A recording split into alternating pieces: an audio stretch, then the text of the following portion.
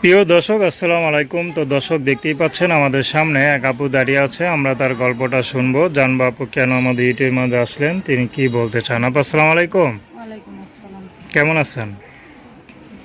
ভালো। নাম কি আপনার? আমার নাম সুমাইয়া। সুমাইয়া, সুন্দর নাম। সুমা আপা ইউটিউবে কেন আসলেন? অনেক কষ্ট করে আইছি।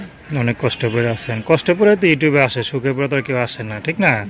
তা আপনার জীবনে কি কষ্ট বলেন?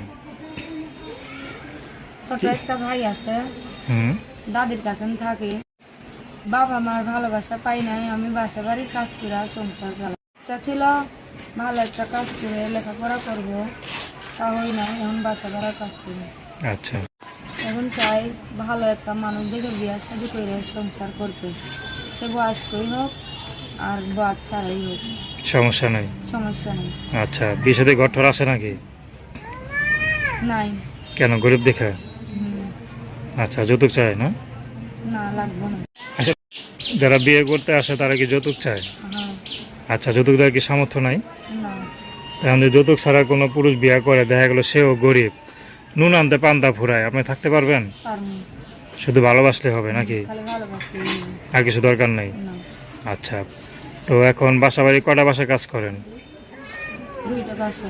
আচ্ছা, টাকা যা পান তাতে হয়? না। আচ্ছা, কি কি কাজ করতে হয় বাসা বাড়িতে? হাই করে মাঝে ভাত না দেয়, কাপড় চোপড় কাছে। আচ্ছা, সবই করতে হয় মোটামুটি। তো আজীবন কি বাসা বাড়ি কাজই করবেন, না বিয়ে শাদী করে ঘর সংসার করবেন? বিয়া শাদি করে ঘর সংসার কর্ম যদি একজন মনের মতন মানুষ পায়। আচ্ছা।